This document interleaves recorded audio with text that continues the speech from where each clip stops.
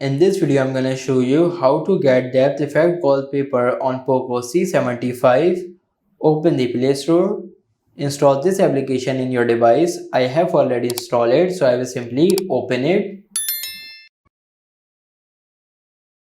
Wait for the loading. In this application, you get multiple depth effect free wallpaper. For example, I like this one. I will simply tap on apply. It is saying to apply the wallpaper, you have to first watch the ad.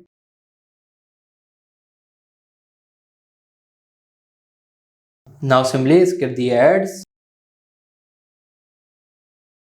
Now tap on set wallpaper.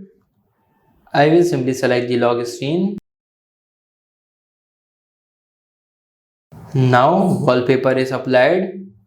Let's check it out. So this is how you can get depth effect wallpaper on Poco C75. If this video helps you, like this video and subscribe the channel.